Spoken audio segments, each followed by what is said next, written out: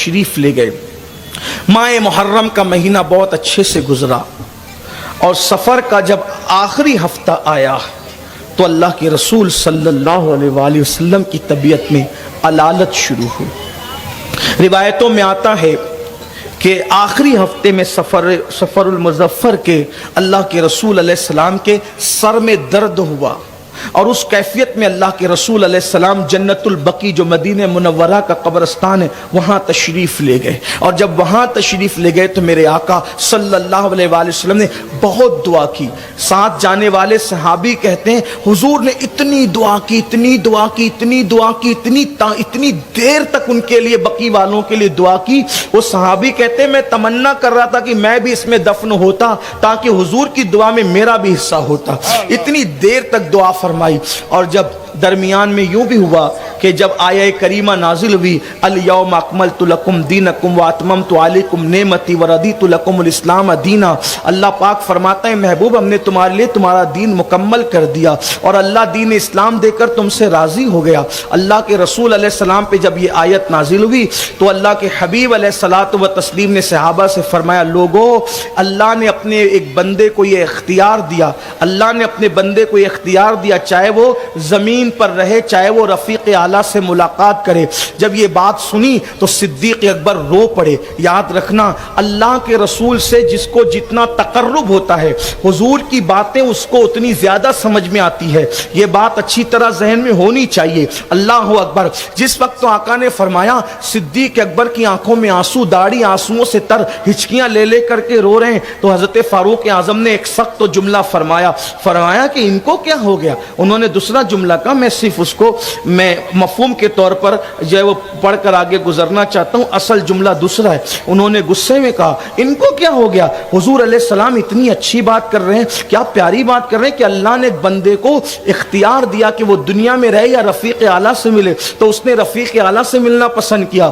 فاروق اعظم نے جب کہا تو صدیق اکبر نے کہا عمر، جس کو موت و حیات کا اختیار ملے وہ اللہ کے رسول کے سوا اور کون ہو سکتا ہے؟ محبوب کبریا کے سوا اور کون ہو سکتا ہے؟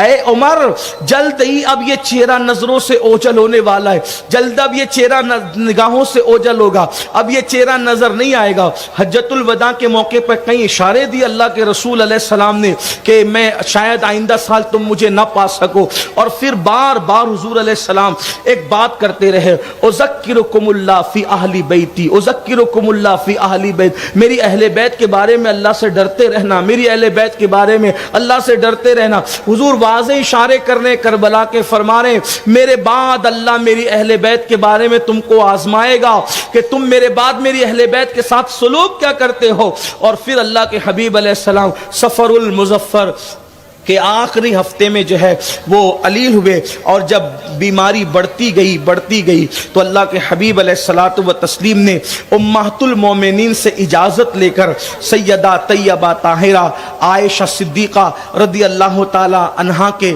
حجرے میں قیام فرمانا گوارا کیا۔ اللہ اکبر۔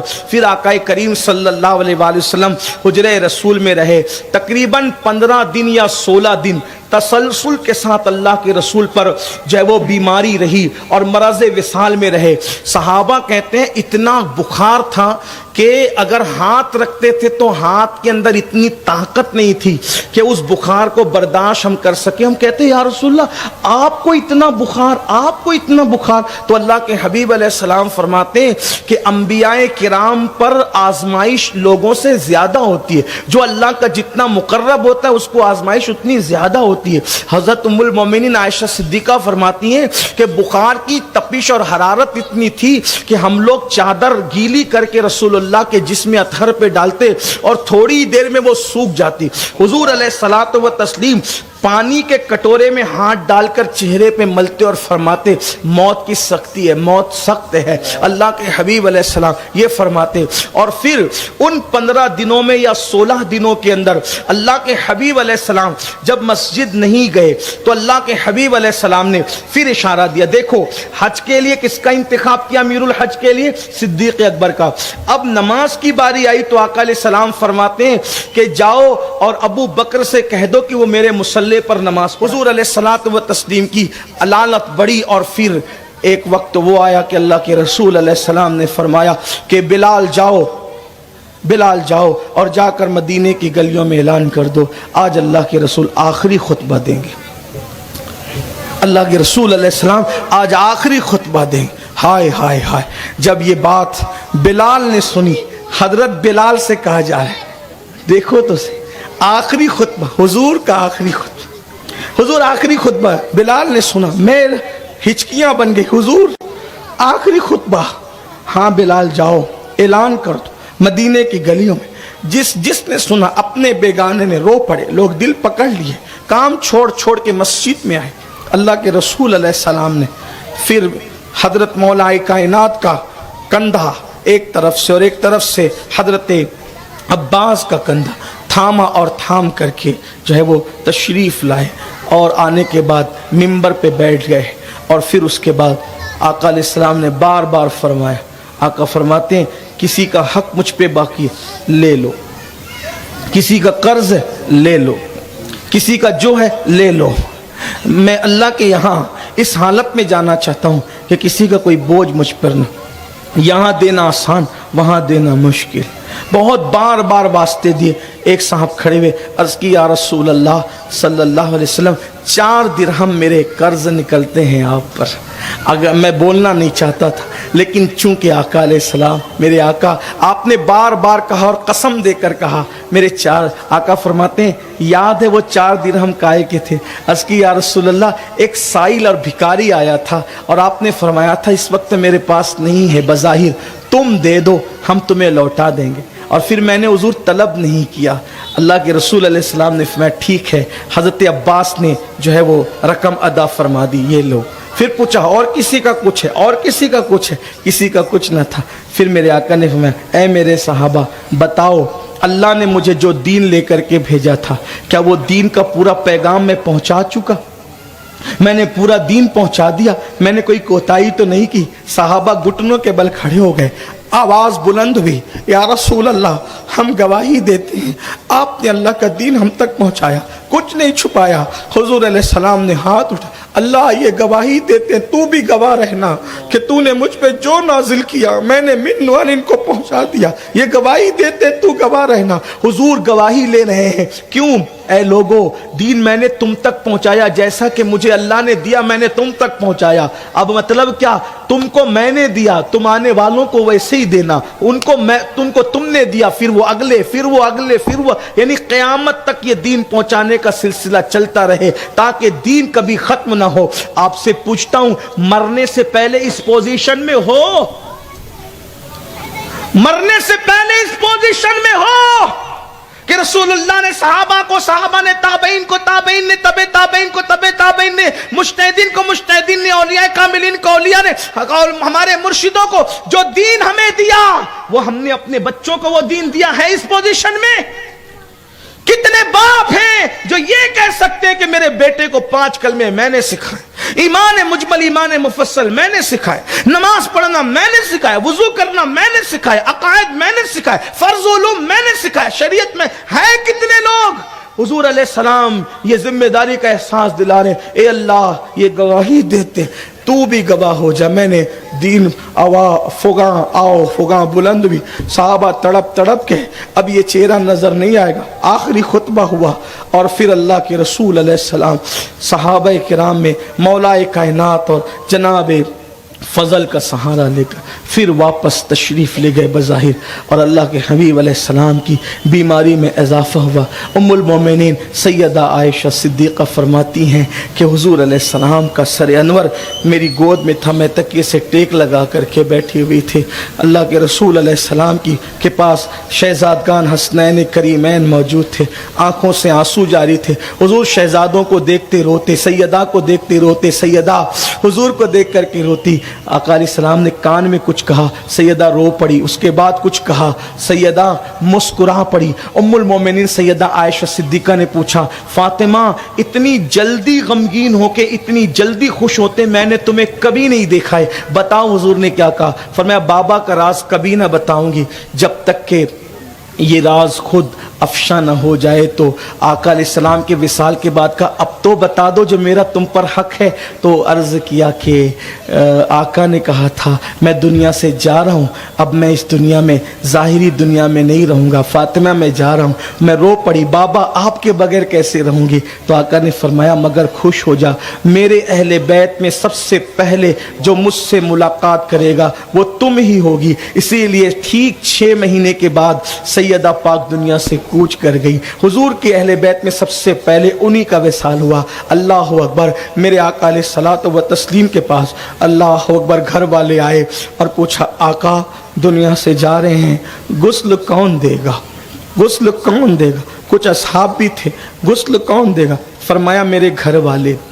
اہل البیت غسل. کفن کون پہنائے گا؟ میرے گھر والے. قبر میں کون اتارے گا؟ میرے گھر والے. نماز جنازہ کون پڑھائے گا؟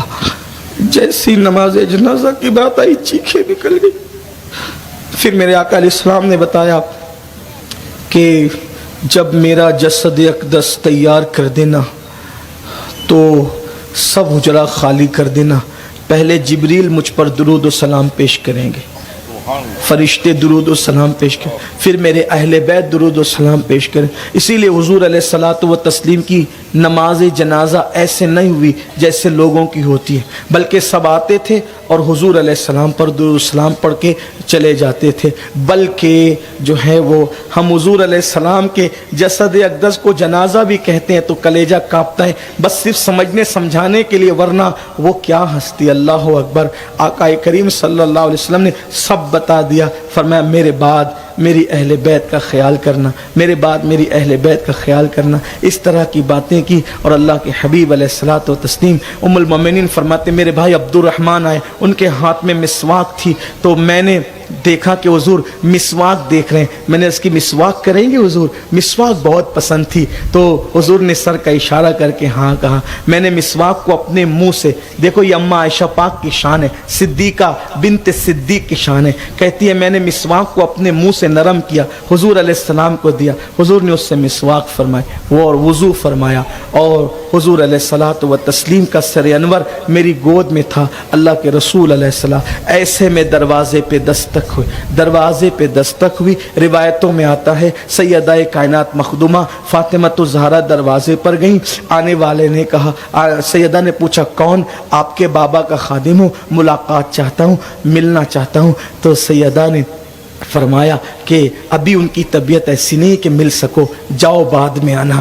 بس تھوڑی دیر کے بعد پھر دستک ہوئی اور اس کے بعد پھر کہا کہ کون؟ بابا کا خادم ہوں آپ کے, ملنا چاہتا ہوں, اذن حضوری چاہتا ہوں. اللہ اکبر. پھر فرمایا کہ طبیعت علیل ہے بعد میں آنا.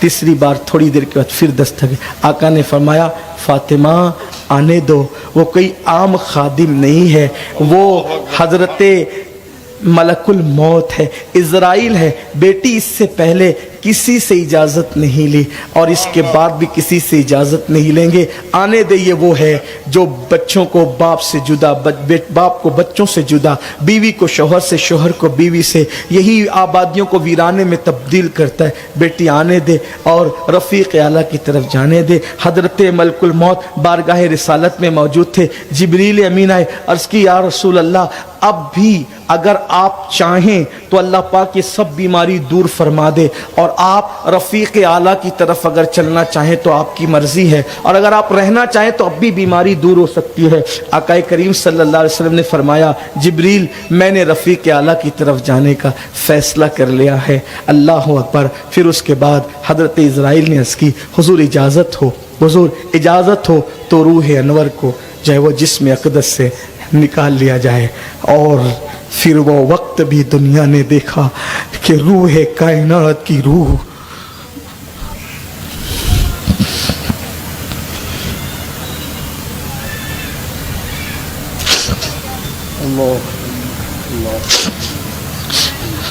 دنیا نے وہ وقت بھی دیکھا, روح کائنات کی روح جسد انور سے پھر قبض کر لی گئی اور رفیق اعلیٰ کی طرف 3 جملے کہتے ہوئے تشریف لے گئے. ایک جملہ یہ تھا اپنی بیویوں کا, خادم اور غلاموں کا خیال کرنا. बीवियों का, खादिम और गुलामों का ख्याल करना दूसरा जुमला था। दूसरी बात थी नमाजों की पाबंदी करना, नमाजों को ज़ाय मत करना। और तीसरी बात अल्लाह का नाम था और रफ़ीक़ आला की तरफ रवानगी थी। और फिर दस्ते मुबारक जो है वो की तरफ सरे अनवर आया और फिर एक कोहराम था, एक कोहराम। बात ख़त्म करते करते एक कोहराम था। सैयदा कायनात आज उनके वालिद बुजुर्गवार दुनिया से कूच कर गए। गोया के उर्फ़े आम में कहें तो मखदूमा कायनात आज यतीम हो गई। आज मखदूमा कायनात यतीम हो गई। आज हसनैन करीमैन के सर से ज़ाहिरी तौर पर नाना का साया उठ गया। फारूक आजम तलवार निकाल ली। फारूक आजम जिसने कहा मोहम्मद रसूलुल्लाह दुनिया से कूच कर गए उसे मार डालूंगा, कत्ल कर दूंगा। जैसे मूसा तूर पे गए थे और वापस आए वैसे वो भी वापस आएंगे। उस्मान गनी जबान बंद हो गई, मुंह नहीं खुलता, क्या कहें, किसको क्या कहें। जैसे कुछ लोग गम में इतने डूब जाते जबान नहीं। उस्मान गनी की कैफियत ये हो गई। हाल ये अज़वाज पाक की आंखों में आंसू है।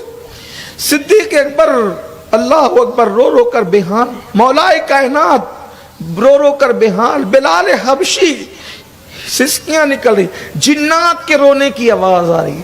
मदीने मुनव्वरा में जिन्नात रो रहे हैं, जानवरों पर सदमा है, साहबा बेचैन और बेकरार हैं, कोई किसी का पुरसाने हाल सुनने वाला नहीं। उस वक्त कितना कैसा वक्त था लोगों, जब आपने अंबिया, जब आपने सैयदुल अंबिया, उनकी आल, उनके असहाब की कुर्बानी सुनी। यहां अब देखो दीन कितना खतरे में है। नए नए कबीले जो मुसलमान हुए थे इस्लाम की तरक्की देखकर वो फिर से काफिर होने लगे कि अगर मोहम्मद अल्लाह के रसूल होते तो वो कैसे दुनिया से चले जाते, उनका इंतकाल कैसे होता, उनका विसाल कैसे होता। वो मुर्तद होने लगे। लोगों का हाल ये हुआ। उस वक्त तवज्जो करना, 2 मरतबा दीन पर वक्त आया, यही करबला है। 2 मरतबा दीन पे वक्त आया जब कश्ती डगमगाने लगी। एक वक्त रसूलुल्लाह के विसाल का वक्त था जब फारूक आजम जैसी हस्ती होश खो रही है, उस्मान गनी जैसी हस्ती होश खो रही है। उस वक्त सहाबा होश खो रहे, रो रहे, आंसू बहा रहे। उस वक्त तो कौन सा मर्द था जिसने उन सबको अकेले सहारा दिया? तो सहाबा कहते हैं उस वक्त अफजलुल बशर बादल अंबिया बितहकीक सिद्दीक अकबर मिंबर पे चढ़े। फारूक आजम लोगों को कह रहे थे हुजूर का विसाल नहीं हुआ, वो आएंगे वापस। सिद्दीक अकबर बाहर आए, हुजूर की पेशानी चूम कर, हुजूर अलैहिस्सलाम को सूती कपड़ा जो वो उड़ा दिया गया था। सिद्दीक अकबर आए, हुजूर को देखा, पेशानी चूमी और कहा अल्लाह आप ज़ाहिरी हयात में भी जो वो मुश्कबार थे और आप महकते थे और बाद विसाल भी आप महक रहे या रसूल अल्लाह। और सिद्दीक अकबर फिर आए, कहा उमर मेरी बात सुनो। उमर ने कहा, सैयद फारूक आजम ने कोई बात नहीं सुनी। दूसरे सहाबा को कहा कि मेरी तरफ आओ। सारे सहाबा फारूक आजम की तरफ मुतवज्जी होने की वजह सिद्दीक अकबर की तरफ आए और आप मिंबर पे खड़े होकर फरमाया वमा मुहम्मदुन इल्ला रसूल कद खलत मिन क़ब्लिहि रुसुल। ये आयत मुबारका पढ़ी और आखिर तक शाकिरीन तक पढ़ी आपने कि मोहम्मद तो अल्लाह के रसूल हैं। अगर वो शहीद हो जाएं या दुनिया से कूच कर जाएं तो क्या तुम लोग उल्टे पैर पलट जाओगे अल्लाह का दीन छोड़ के? सिद्दीक अकबर ने फरमाया लोगों अगर तुम मोहम्मद की इबादत करते थे तो जान लो कि मोहम्मदुर रसूलुल्लाह दुनिया से तशरीफ ले गए, और अगर तुम अल्लाह की इबादत करते हो तो अल्लाह हय्यो क़य्यूम है और वो हमेशा बाकी रहने वाला है और उसकी जात हमेशा बाकी रहने वाली है। सहाबा कहते हैं ऐसा लगता था जैसे ये आयत हमने पहली मर्तबा सुनी और फिर उसके बाद अल्लाह अकबर, सहाबा को यकीन हो गया कि अल्लाह के रसूल दुनिया से तशरीफ ले गए, क्योंकि अल्लाह ने हुजूर के जाने से पहले हुजूर के जाने का हाल बयान फरमा दिया इस आयत में, वमा मुहम्मदुन इल्ला रसूल कद खलत मिन क़ब्ल रसूल। सहाबा को यकीन हो गया हुजूर का विसाल हो गया। फिर उसके बाद अब सहाबा हुजूर अलैहिस्सलातु व तस्लीम के आखिरी आराम की तैयारी शुरू करते हैं। जब गुस्ल दिया जा रहा था, मौला अली ने गुस्ल दिया। जो लोग पानी डाल रहे थे, सूफिया फरमाते हैं उनकी आंखों पे पट्टी बांध दी। ये सूफिया की रिवायत। जो लोग पानी डाल रहे थे उनकी आंखों पे पट्टी बांध दी। पट्टी इसलिए बांध दी गई थी कि हुजूर अलैहिस्सलाम ने फरमाया कि मेरे सतर पर अगर किसी की नजर पड़ गई तो वो अंधा हो जाएगा। इसलिए सिवाय मौलाए कायनात करमल्लाहु तआला वजह, फिर उन्होंने गुस्ल दिया। बल्कि सूफिया यहाँ तक फरमाते हैं जब अल्लाह के रसूल अलैहिस्सलाम को गुस्ल दिया जा रहा था तो जिस तरफ पलटने की बात होती आसानी के साथ हुजूर अलैहिस्सलाम गोया कि उस तरफ रुख फरमा लेते, और फिर 3 कपड़ों में हुजूर अलैहिस्सलाम को कफन शरीफ पहनाया गया। और उसके बाद फिर अब इस पर सवाल खड़ा हुआ कहाँ हुजूर अलैहिस्सलाम की लहद मुबारक बने, तो किसी ने कहा बकी ले जाएंगे, किसी ने कहा हज़रत इब्राहीम अलैहिस्सलाम का मज़ार जहाँ है वहाँ ले जाएंगे। तो सिद्दीक़ अकबर ने फरमाया नबी जिस जगह पे दुनिया से उनकी रूह निकलती है वही जगह पर नबी को दफन किया जाता है, वही उनकी आरामगाह बनती है। तो जहाँ हुजूर का विसाल हुआ वहीं हुजूर अलैहिस्सलाम की आखिरी आरामगाह बनेगी। अब यहाँ पर एक बात कह दूँ, कुछ लोग आपको बहकाते हैं कि विसाल पीर के दिन हुआ फिर बुध की रात में तदफीन क्यों हुई। इसको बात करके बात मुकम्मल करता हूं। जब विसाल पीर के दिन हुआ तो बुध की रात को इतनी ताखीर क्यों हुई कि पीर का पूरा दिन गया, पीर की रात गई, मंगल का दिन गया, मंगल की रात गई, बुध का दिन गया, बुध की रात आ गई, इतनी देर तक के जिस्म पाक जसद अक़दस क्यों रहा।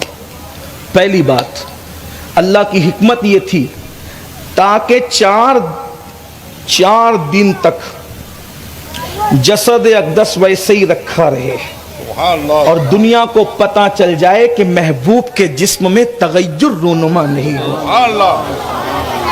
लोग अपने अब्बा दादा को रखते हैं, कोई पंखा लगाता है, कोई बर्फ लगाता है, कोई ठंडे कूलर उसमें रखते हैं, है ना, फिर भी चेहरे देखने के काबिल नहीं रह जाते।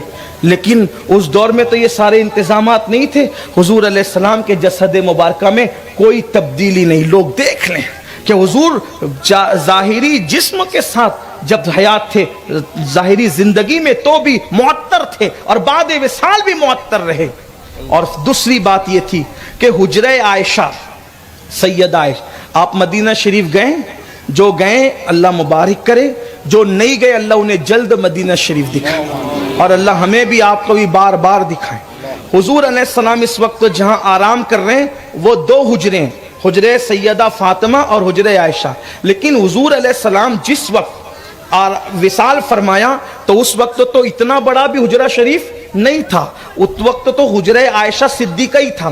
तो चूंकि लोग आते जाते और दुरूद पढ़ते, सलाम पढ़ के जाते, आते दुरूद पढ़ के सलाम पढ़, तो छोटी छोटी टुकड़ियों में लोग गिरो दर गिरो आते, दुरूद और सलाम पढ़ के जाते, दुरूद। तो वो चूंकि वहां से जिस्म अक़दस को बाहर नहीं निकाला गया था, हुजूर अलैहिस्सलाम का जिस्म पाक हुजरे सैयदा आयशा ही में रखा गया था और वहीं आकर के लोग दुरूद और सलाम पढ़ते थे। तो हजारों असहाब आते गए, दुरूद और सलाम पढ़ के जाते गए, आते गए। तो ताखीर की एक वजह यह भी थी। और फिर उसके बाद अल्लाह के रसूल अलैहिस्सलाम को लहद अतहर के सपुर्द कर दिया गया और इस तरह से हुजूर अकरम सल्लल्लाहु अलैहि वसल्लम ने इस दुनिया से आलम बका की तरफ अपनी शान के मुताबिक कूच फरमाया। और इस तरह से हमारा अकीदा ये वाज़े हो गया कि अंबिया को भी अजल आनी है, मगर ऐसी कि फ़कत आनी है। फिर वही मौत के बाद उनकी हयात मिस्ल साबिक वही जिस्मानी है। उसकी अज़वाज को जायज़ है निकाह, उसका तरका बटे जो फानी है। नबियों को मौत आती है, एक आन के लिए आती है, फिर वो हमेशा के लिए जिंदा कर दिए जाते हैं। तू जिंदा है वल्लाह, तू जिंदा है वल्लाह, मेरी चश्मे आलम से छुप जाने वाले। इसीलिए उनकी बीवियों को बीबियां ही कहा जाता है, बेवा नहीं कहा जाता। और उनकी बीबियां जो है वो बीबियां ही है, इसलिए कि बेवाओं से निकाह हो सकता है, बीबियों से निकाह नहीं हो सकता। तो अंबियाए किराम की अज़वाज पाक से उनके विसाल के बाद इसलिए किसी का निकाह नहीं हो सकता कि अंबिया अपनी कब्रों में जिंदा है। और वलल आखिरतु खैरुल लका मिनल ऊला के तहत अगर देखें, अल्लाह फरमाते हैं आपकी पिछली घड़ी आने वाली, आपकी पिछली घड़ी से आने वाली घड़ी बेहतर है। तो गोया कि जब آنے والی گھڑی آتی ہے تو ہر چیز میں ترقی ہوتی ہے، تو حیات مبارکہ کا کیا عالم ہوگا۔ اس لیے حضور قبر انور میں جسمانی حیات کے ساتھ ہے، یعنی شہیدوں جیسی حیات نہیں ہے، شہیدوں سے بڑھ کر مصطفیٰ جان رحمت کی حیات ہے، اور وہ زندہ ہے الحمدللہ۔ ہم کلمے میں یہی تو پڑھتے ہیں محمد الرسول اللہ، محمد اللہ کے رسول ہیں۔ اب آخری بات عرض کر دوں، سب پر غم تھا، سب پر غم تھا، لیکن آپ جانتے ہیں جو جتنا چہیتا اور جتنا چاہتا ہے، جملے پہ غور کریں، جو جتنا چہیتا اور جو جتنا چاہتا ہے اس کو اتنا ہی صدمہ ہوتا ہے۔ سیدہ کائنات کو اتنا صدمہ تھا کہ جب وصال کے بعد حضرت بلال سیدہ کی طرف آئے تو آپ نے فرمایا بلال کیسے ہمت ہوئی ان ہاتھوں کی کہ میرے بابا کو لحد کے سپرد کرے، اور آپ کہتی تھی بابا آپ کے جانے سے مجھ پر وہ غم ٹوٹا ہے کہ اگر وہ غم پہاڑ پہ ڈال دیے جائیں تو پہاڑ پگھل جائیں، اور دنوں پہ ڈال دیے جائیں تو دن راتوں میں تبدیل ہو جائیں، سمندر پہ ڈال دیے جائیں تو سمندر خشک ہو جائیں۔ سیدہ پاک پوری زندگی بعد وصال رسول روتی رہی اور صرف روتی رہی،